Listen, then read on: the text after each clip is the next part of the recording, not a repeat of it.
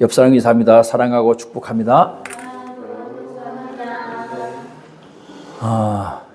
이번에 이제 우리가 설 명절이죠. 우리나라 그 대표적인 명절이 우리가 설날, 우리가 구정이라고 그러죠. 신정, 구정, 설날, 또 추석, 한가위, 중추절, 뭐 이렇게 우리 대표적인 명절 이렇게 두 개가 있는데, 오늘은 그래서 우리가 이스라엘 절기를 좀 여러분들도 알아야 되겠다 해서 이스라엘 절기를 가지고서 함께 우리 말씀을 나누려고 합니다. 같이 따라합니다. 주 여호와께 보일지니라. 아멘.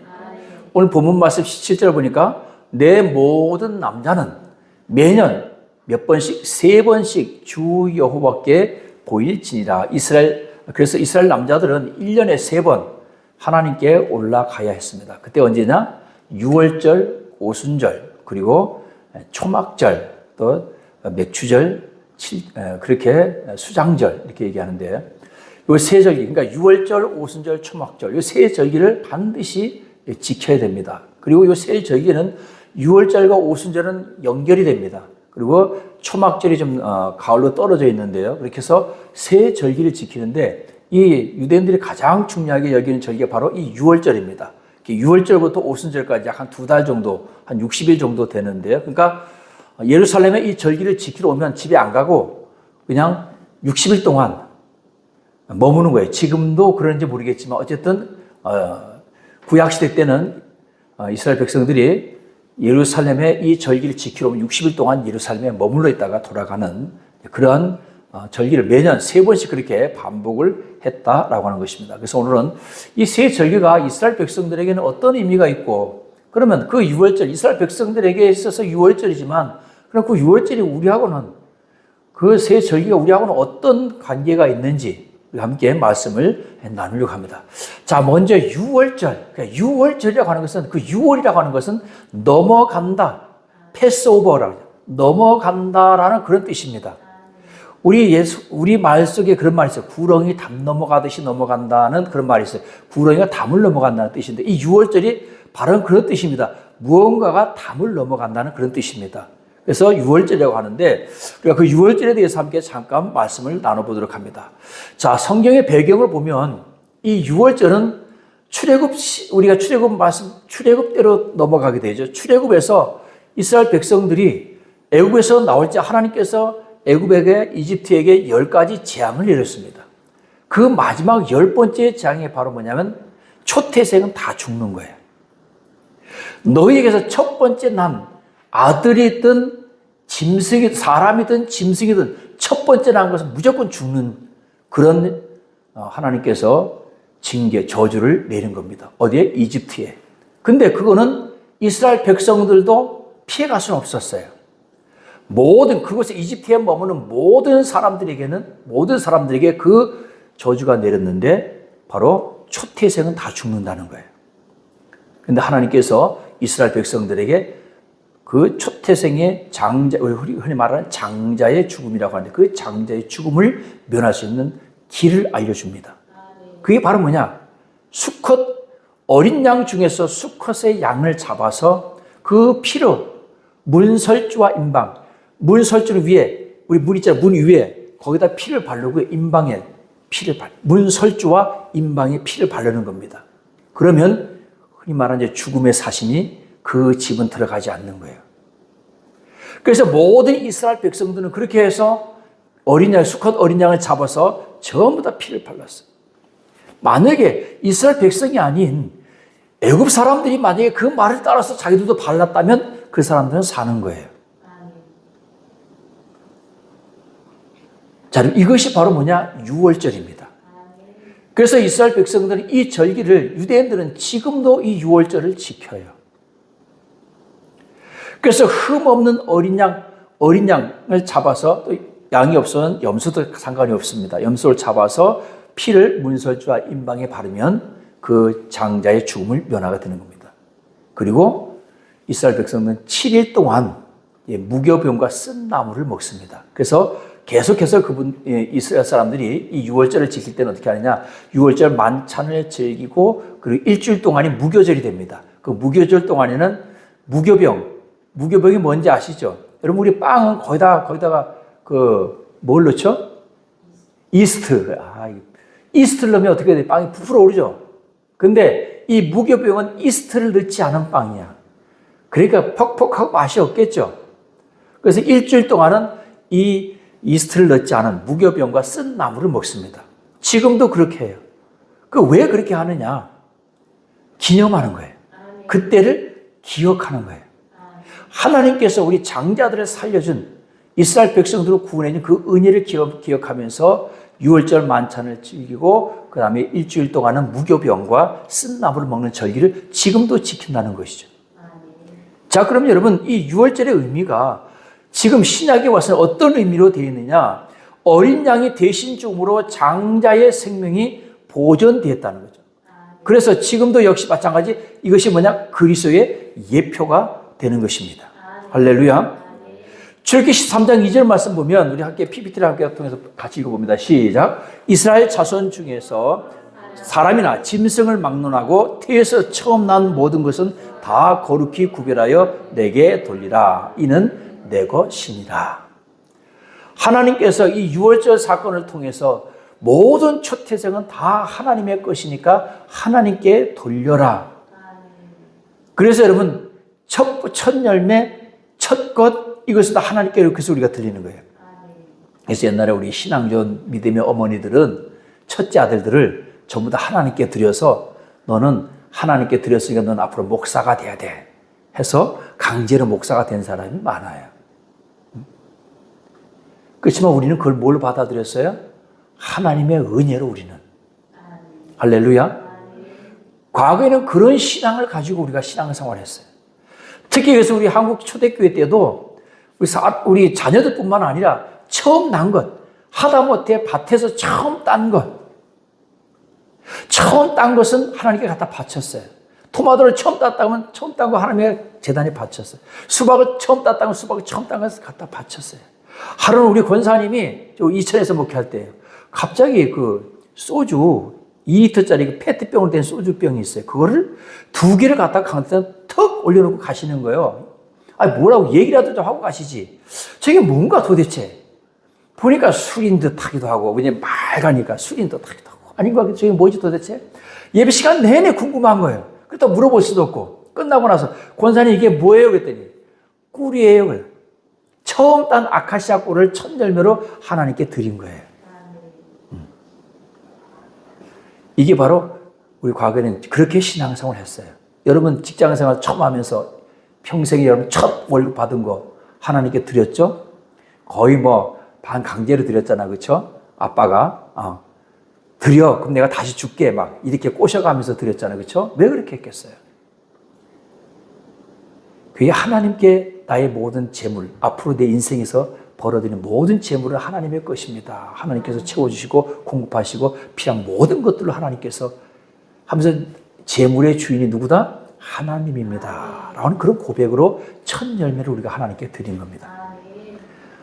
그러한 신앙이 물론 그것이 이스라엘 백성들의 구약의 신앙이었다 할지라도 때는 여러분 그것이 구약의 신앙이 할지라도 그 본질은 신약 성경에 와서 그것이 예수 그리스도의 십자가 죽음으로 바뀌었다 할지라도 설령 신앙의 본질, 생명의 첫 생명은 하나님의 것이고 모든 재물도 하나님의 것이다라고 하는 그런 신앙의 본질을 우리가 계속 가지고 살아야 되는 줄 믿으시기를 주의 이름으로 축원드립니다.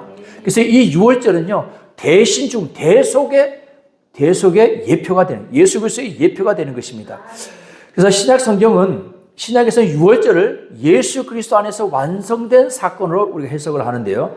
요한복음 1장 29절 말씀 보면 이튿날 요한이 예수께서 자기에게 나오심을 보고 이르되 보라 세상 죄를 지고 가는 하나님의 어린 양이로다. 누가요? 예수님께서 우리의 죄를 대신 지고 가는 어린 양이로다. 고린도전서 5장 7절 말씀 우리의 유월절 양 곧 그리스도께서 희생되셨느니라. 그래서 예수님의 십자가 사건은 유월절 어린 양의 뭐가 된다? 성취가 된다. 그렇게 보시면 되겠습니다.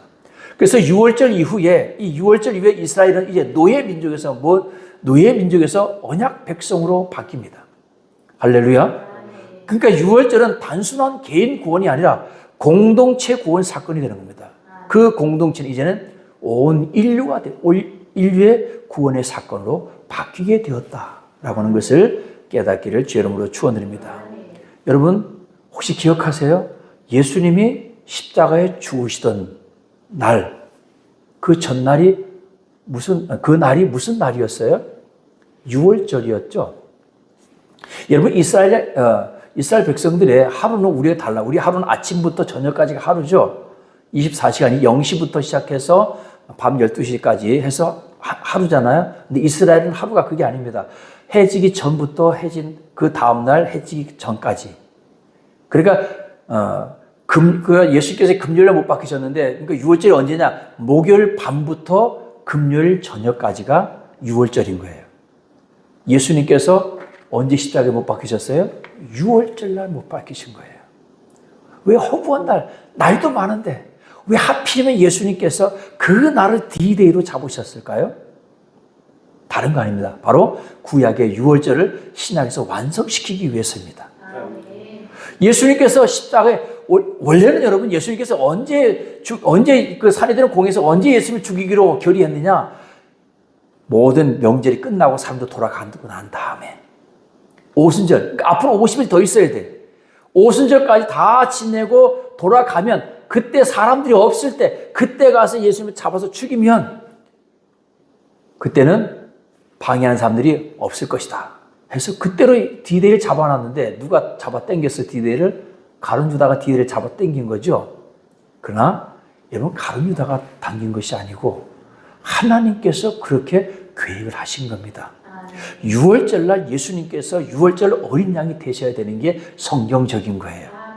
그러니까 아무나 그냥 막 잡혀서 돌아가신 게 아니고, 구약의 그 6월절 사건이 완성되기 위해서 예수님께서 언제? 6월절 날 잡히셔서 6월절 날 십자가에 못 박히시는 거예요. 그리고 3일 만에 다시 부활하시게 되고 40일 동안 이 땅에 계셨다가 승천하고 열흘 있다가 오순절날 마가의 다락방에서 성령이 임하는 겁니다. 그러니까 이것도 순서도 그냥 막 되어지는 순서가 아니고 하나님께서 계획하신 대로 이미 그 짜여진 계획표대로 순서대로 진행되어진 줄로 믿으시길 주의 이름으로 축원드립니다. 이때 이 오순절 할 때 예루살렘에는요, 전 세계에 흩어져 있던 디아스포라 유대인들이 말씀드렸듯이 이 오순절 절기, 6월절 절기를 지키기 위해서 예루살렘에 약 한 100만 명 이상이 모여 있었어요. 그리고 그 사람들이 60일 동안 예루살렘에 머물다 가니까 엄청나죠? 그 많은 사람들이 와서 그 60일 동안 먹고 자고 하는, 그러니까 어떻게 보면 이스라엘 예루살렘의 그 경제가 그 60일 동안에 경제할 때 어마어마하게 일어나는 거죠. 예루살렘 사람들 어떻게 보면 그 60일 동안 1년 먹을 그 수입을 다 그때 취하는 거예요. 굉장한 명절인 거죠. 그때 약 한 100만 명이 모였었는데 그 사람들이 뭘 경험하느냐? 예수님을 경험하게 되고 예수님이 십자가 사건을 보게 되고 부활 사건을 보게 되고 또 부활하신 예수님을 만나기도 하고, 그리고 승천하신 예수님이 승천하는 거 본 사람들도 있을 거예요. 500명이 봤으니까. 그 중에 예수님의 제자들만 본 것이 아니잖아요.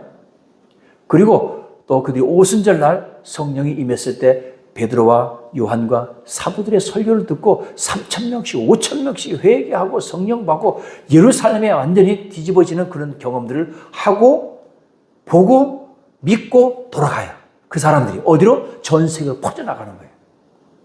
그렇게 해서 세워진 교회가 무슨 교회냐? 로마 교회입니다. 에티오피아에 그렇게 해서 기독교가 들어갔어요. 에티오피아 여왕의 넷이가 예수 믿고 돌아가서, 그리고 에티오피아가 지금도 뭐가 돼요? 기독교 국가인 거예요. 그래서 로마의 교회가 그렇게 해서 세워진 거예요. 그러니까 이것이 우연히 이루어진 사건이 아니고 하나님께서 계획하신 바가 되는 겁니다. 그래서 이제 뭐가 되는 거예요? 이스라엘 백성들만의 여호와 하나님이 이 히브리 민족의 하나님이 아니라 온 세상에, 전 세계, 온 인류의 하나님으로 바뀐 거예요. 그 확장 때문에 지금 우리가 지금 여기까지 와서 예수 믿고 제가 지금 목사가 됐고 설교하는 것도 바로 그때로부터 시작이 된 거예요. 할렐루야. 그게 바로 이제 오순절 사건인데 그 오순절에 대해서 함께 같이 말씀을 나눠보도록 합니다. 두 번째는 이제 오순절인데 자, 레위기서 23장 15절 21절에 따르면 6월절 후에 7주 동안 7주 동안 7이 49 그래서 50일인 거예요. 그 다음날 이제 오순절인데 그래서 이 오순절을 뭐라고 해요? 77절이다라고도 얘기합니다. 본래는 초실절이기도 하고 초실절 그래서 첫 수확을 하나님께 드리는 감사의 절기였습니다. 유대 전통에서는 시내산에서 율법을 받은 날로도 연결이 됩니다. 자, 사도행전 2장 1절 4절에서 우리가 오순절은 이제 구약 성경에 나오는 그 오순절이 6월절 후에 그 지켰던 그 오순절이 이제 신약 성경에 와서는 뭘로 바뀌어요? 오순절 성령 강림절로 바뀝니다. 그래서 지금 우리가 무슨 절기를 지키냐? 성령 강림절로 지키는데 같이 한번 읽어봅니다. 시작. 오순절 날이 이미 이름에 호련히 하늘로부터 급하고 강한 바람 같은 소리가 있어 그들이 앉은 온 집에 가득하며 성령이 일하게 하심을 따라 다른 언어들로 말하기를 시작하니라. 아멘. 제가 요약해서 해놓고는 저는 또 다 그대로 써놨네. 자, 이렇게 해서 오순절날 성령이 기도하던 120명의 제자들 속에 성령이 임해서 이제부터 새로운 역사가 시작이 되는 겁니다. 요엘서 2장 28절에 보면 그 후에 내가 내 영을 만민에게 부어주리니 너희 자녀들이 장래 일을 말할 것이며 너희 늙은이는 꿈을 꾸며 너희 젊은이는 이상을 볼 것이며 베드로가 모인 사람들에게 이 말씀을 가지고 설교를 합니다. 그때 약속하셨던 그때 부어주려 만민에게 부어주려고 했던 만민에게 내 영을 부어주려고 했던 그 영이 우리에게 임한 것이다. 그 말씀이 우리에게 성취된 것이다. 우리가 낮에 술 먹고 술 취한 것이 아니야. 요엘서에서 이미 하나님께서 우리에게 말씀해 주신 약속해 주신 그 성령 그 하나님의 영이 우리에게 임한 것이다 라고 그렇게 베드로가 설교를 합니다. 또 요한복음 14장 26절을 보면 우리 같이 함께 읽어볼까요? 시작. 보혜사 곧 아버지께서 내 이름으로 보내신 성령 그가 너에게 모든 것을 가르치고 내가 너에게 말한 모든 것을 생각나게 하리라. 자, 이 보혜사라고 하는 이 말의 의미는 어떤 보호해준다는 그런 말도 있고 지켜준다, 인도해준다, 가이드해준다 뭐 여러 가지 의미가 있습니다만 다시 말하면 임마누엘의 성격이 강합니다. 즉 나와 하나님께서 나와 같이 함께 동행하는 거예요. 우리가 군대 가면 제일 먼저 신병 때 자대 배치 받으니까 딱 한 사 바로 위에 고참 하나를 저에게 붙여주더라고요. 그래서 그 고참이 뭘 하냐? 나 24시간 저와 같이 돌아다닙니다. 제가 화장실 가면 화장실까지 따라가요. 들어가지는 않지만 밖에서 기다려주면서. 이게 뭐예요? 보혜사 역할을 하는 거예요. 지켜주는 거죠. 신병이니까 아무것도 모르니까. 보혜사 성령은 그런 의미입니다. 이 땅에서 우리가 이제 죽을 때까지 보혜사 성령 우리와 같이 동행하는 거예요. 할렐루야. 그래서 보혜사 성령이 즉 아버지께서 내 이름으로 보내신 성령 그가 너에게 모든 것을 가르치고 내가 너에게 말한 모든 것을 생각나게 할 것이다. 예수님께서 3년 동안 제자들을 데리고 다녔잖아요. 근데 제자들이 노트필기 하지 않았어요. 받아 적지도 않았어. 예수님께서 받아 적으라 하지도 않았고 교재를 주지도 않고 책도 안 줬어요. 그냥 같이 함께 다니면서 보여주시고 말씀하셨어요. 다 까먹었잖아요. 걱정하지 마. 나중에 보혜사 즉 아버지께서 내 이름으로 보내신 성령 그가 너에게 모든 것을 다 가르쳐 줄 거야. 가르친다는 것은 무슨 뜻입니까? 너희가 모르는 거 가르쳐 줄 거야. 또 내가 너에게 말한 모든 것 다 기억 안 나지? 그때 가면 다 생각날 거야. 걱정하지 말아라. 할렐루야. 그러니까 보혜사 약속의 실현. 지금 오순절은 예수님의 약속이 뭐가 된 날이에요? 실제가 된 날입니다. 그러니까 구약 성경의 절기는 그냥 구약 성경의 절기로 끝나는 것이 아니고 신약 성경에 와서 이것이 약속의 성취로 이루어집니다. 할렐루야. 6월절이 예수 그리스도의 십자가 사건으로 이것이 성취가 되고 부활로 성취가 되고 그리고 이 오순절은 오순절 절기는 성령의 강림으로 성취가 된다는 사실을 깨닫기를 주의 이름으로 축원드립니다. 이 오순절이 우리에게 왜 중요하냐면요. 오순절 이후에 뭐가 시작됐어요? 교회의 역사가 새롭게 시작되는 겁니다. 할렐루야. 그러니까 이 교회는 누가 세운 거예요? 예수님께서 세우신 겁니다. 예수님께서 세우셔서 예수님께서 말씀하신 대로 음부의 권세가 이기지 못하는 교회를 세우리라. 마태복음 16장 18절에서 예수님께서 우리에게 약속해 주셨거든요. 그 교회가 바로 이 교회입니다. 그러니까 음부의 권세가 이기지 못하기 위해서는 어떻게 해야 되느냐? 성령이 임해야 되는 거예요. 성령이 지켜주셔야 되는 거예요. 할렐루야. 보혜사 성령 우리와 함께 하시기 때문에 예수께서 보혈 피와 우리와 함께 하시기 때문에 음부의 권세가 이기지 못하는 교회가 되는 겁니다. 그 교회가 지금까지 몇 년? 2000년이 넘는 동안 그 교회는 계속 지켜져 왔는데 그 교회를 넘어뜨리게 한 음부의 권세가 얼마나 많은 핍박이 있었습니까? 핍박을 통해서 박해를 통해서 많은 성도들의 순교를 통해서 지켜온 이 교회가 바로 그래서 음부의 권세가 이기지 못하는 것입니다. 오순절은 바로 이렇게 구약의 오순절은 성령의 강림으로 성취가 되었다. 자, 마지막 세 번째 초막절입니다. 장막절이라고도 하고 수장절이라고도 하는데요. 7월 15일부터 7일 동안 지키는 절기가 되겠습니다. 한 해 농사의 수확을 마치고 드리는 우리로 말하면 이제 추수감사절과 같은 그런 개념인데 절기 티시리월 그 이스라엘 절기 이름인데요. 15일 그래서 이게 음력이에요. 음력이고 양력으로는 9월에서 10월 정도가 됩니다. 그래서 수장절 우리 추수감사절과 같은 절기인데 이 초막절은 뭐냐면 초막이라고 하는 것은 말 그대로 천막을 장막 있죠. 지금도 우리가 지금은 이제 천막 치고 사는 사람들이 많이 없어졌지만 옛날에는 집을 짓기 전에 천막 치고 사는 사람들이 많았는데 이 이스라엘 백성들은 광야 40년 동안에는 집을 짓지 않았습니다. 천막을 치고 살았어요. 광야에서. 그래서 초막절은요, 광야 40년 동안 장막에 거하던 이스라엘의 삶을 기억하는 절기입니다. 그래서 지금도요, 이 유대인들은 초막절만 되면 저 광야로 나가서 천막을 치고 거기서 일주일 동안 살아요. 뭐 하는 거예요? 기억하는 거예요. 40년 동안 하나님께서 그 광야에서 우리를 어떻게 지켜주셨는지 그 은혜를 기억하는 겁니다. 그래서 실제로 일주일 동안 초막을 치고 그것에 가서 거하면서 하나님의 보호를 기억하고 하나님의 축복을 기억하고 기념하면서 하나님의 은혜에 감사하는 절기가 바로 초막절입니다. 그러니까 초막절은 광야의 하나님을 기억하는 절기가 되는 것입니다. 집이 없던 시절에도 하나님이 거처가 되셨다는 고백입니다. 그 40년 동안 우리가 집이 없었지만 하나님께서 우리에게 우리의 거처가 되셨다는 그런 고백이 되겠습니다. 즉 임마누엘의 예표가 되는 거죠.